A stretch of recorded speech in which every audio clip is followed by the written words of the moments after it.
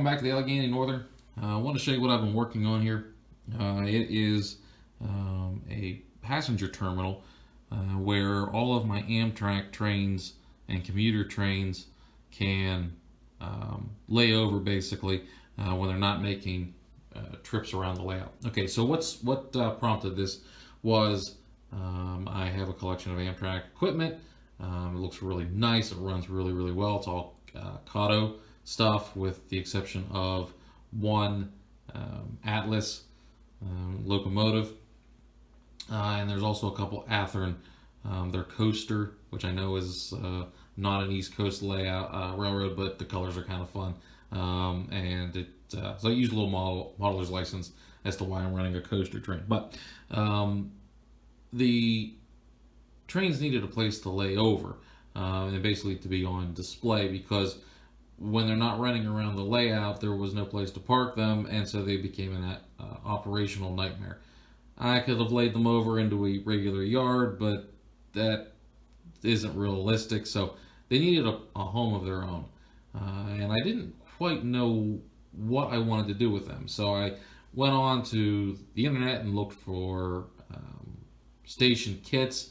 A lot of commuter station kits available, a lot of big fancy buildings that didn't have platforms, or a lot of options out there, but none of them fit what I was doing. So I came to the realization that I was going to have to scratch build the terminal.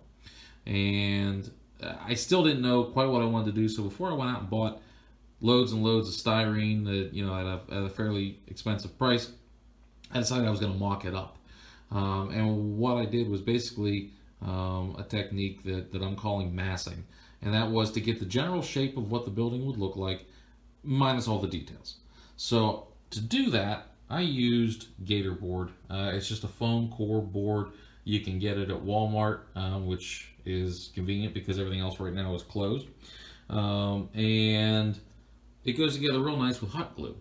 So giving me an idea of what I wanted to do, this is, you can see the trains and where the platforms would be. Some architectural features as far as the roof. Probably going to make these out of trusses and clear plastic to simulate glass. Once it comes time to actually build this thing.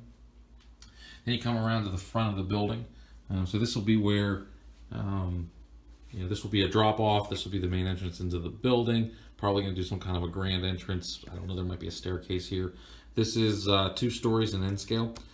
So there's going to be some offices in here. There'll be signage, street lights. This is the bridge that'll take you in. And then of course there's a parking area. And this all serves as a second layer basically. And I have a very tight 9 3/4 radius turn in my track. And what that does is it connects the layout from the Y to the engine terminal. So these big old modern diesels don't look real good on 9 3/4 radius turn, but if you hide the whole turn, they can essentially make a loop, come back out here on the other side, and it just looks like any kind of city track where the train goes under the city for a while and then pops back out somewhere else. I know here in Pittsburgh we have a condition where CSX does just that. They actually go under the south side of Pittsburgh and they pop up on either side. One side heading towards Homestead, the other side heading towards Station Square. So that's kind of where I got my idea for this. It solves 2 functions, solves 2 problems. One is I hide the unrealistically tight turn with the modern diesels, and also I get more area to model. Okay, and that's the other thing that this is going to allow me to do, is it's going to allow me to continue the scenery. So now that I have an idea of how much space this building is going to occupy when I actually do build it, I can model in scenery everything else. I can get the backdrop done. I can get the fascia done, and so I can finish the scene, everything but this building.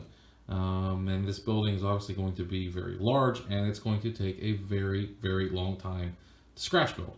So I am hoping to get it done by the end of 2020. We'll see what happens here. but that is the game plan. So at least now my trains have a place to go to.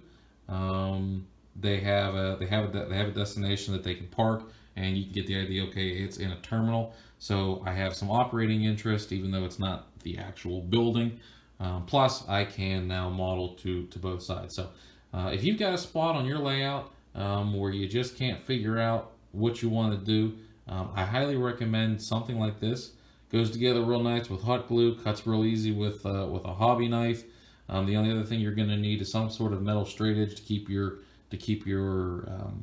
cuts clean, and then of course something to measure with, because don't forget we are working in a scale, so you've got to have some semblance of scale.